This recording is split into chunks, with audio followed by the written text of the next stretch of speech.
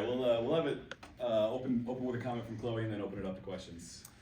Man, I don't know. I'm a little speechless. It's just a very, very exciting moment. We heard in the locker room that it's been 30 years since UConn lost back-to-back games, and to be a part of a team that does that is very, very cool. I think just tonight it was a lot of our experience. You know, we've been in these moments before, we've played them before, and the way that Jordan, Liza, Rose, and I kind of handled those huddles, got everyone focused, stayed consistent throughout everything. I think that's the main reason we won the game tonight. Yeah, so it's Marquette's first win in history over UConn. How does that feel for you in your last year here to be able to bring that to the program? Yeah, God, it feels amazing. It feels amazing. It's the reason why, you know, I come back. It's the reason why I came here, to have these moments like this. And, you know, down the stretch, Coach Justine Radaman looked at me and she goes, finish it. And I'm like, absolutely, we got to finish this right now. So just to celebrate with this team and this coaching staff means the world to me. So happy to do it. And Go ahead. you had 19 points and 9 rebounds in tonight's game. Just describe what was going through your head and what kind of momentum you yourself clicked into to be able to record that. Yeah, I think the biggest thing is we got to the backside of our actions. You know, UConn's always going to take away the first, second option. So what's that third option look like? And a lot of times it's me coming off of down screens, trying to create and read what I have. I think tonight, you know, the shot fell. We were all confident with it. Yeah, I mean, you know, you just got to take it. One time you make one mistake against that team, and it's a phenomenal team, and they'll take advantage of it. So if you don't shoot that first shot, they're going right back down your throat. Coach, I think in the past it talked about just that mental edge that it takes to play a team like UConn, just because, as you said, they can kind of take advantage of some of those mistakes and go on runs like that. You talked about the leadership from you, Jordan, kind of especially.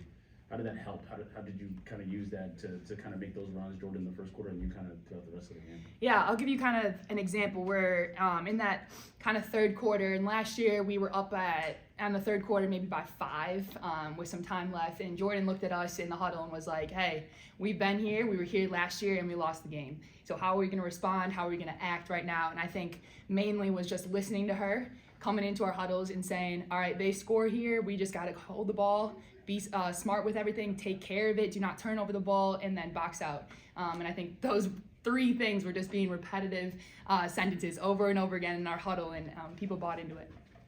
What was the locker room like? I know you made a remark that Coach kind of changed her shirt, got jogger, all that kind of. What was the locker room like after? Yeah, Kennedy Miles is filling up the Gatorade. Turns out the Gatorade bottle, it was hot water. We're like, empty it out, get cold water. So, I mean, we've been waiting for this moment for a long time. And Coach came in, she was excited. She got everyone together. You know, we sang Ring Out a Hoya, which is Marquette's, you know, famous song. And I've been singing that since I've been a baby. So to sing it right now and just to be a part of this was unbelievable. You know, it's just a lot of hugs, a lot of screams, and yeah.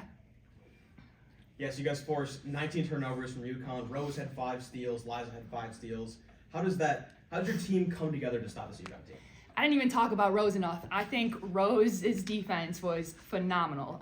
The girl she was guarding, number 11, is a very, very good player. She's got a great pull-up game and many aspects to her game. And the way that Rose came out and didn't let her get shots, didn't get her. She didn't get hot early. She was kind of in her head a little bit because of that. And I told Rose, I was like, man, your defense was just very, very impressive. And when Rose comes out and does that, it's contagious for everyone. Like you said, Liza getting steals, just tips, deflections. At the end, late game, Jordan getting a steal. I mean, it was all just contagious energy. Maybe this is unfair to ask somebody of your age, but in terms of program history, any feel for where this one fits? Yeah, I mean, God, there's a lot of history in this program, but you definitely got to put this one high up there. I think even Bill Scholl might say that's a high in the history books just from when he's been here and stuff. And you know, it's amazing. You know, you're gonna be looking back at some of these teams that's done some of these things, and just with Coach Duffy, I mean, this is a historic win for her too. She's won as a player, and now as a coach, and I think this is a special moment for her. And gosh, she worked so hard that it's incredible that we got to do this with her. After being down 8-0 in the beginning of the game, what changed offensively to come back and do what you did? I mean, Yeah. I feel like every time we play UConn, we go down 8-0 in the beginning. It's like, and that's what I'm saying about experience. We're like, okay, we've been here. Like, you know what I mean? Let's just settle down. Jordan went on an 8-0 run, I think, and that helped us incredibly. I mean, you can't go under on screens with Jordan. She's going to shoot that. So I think just some of those things she took advantage of. And like I said, it became contagious. You know, that confidence from her, using all of her skills, and then everyone else wanted to do it too. All right, all good for Chloe?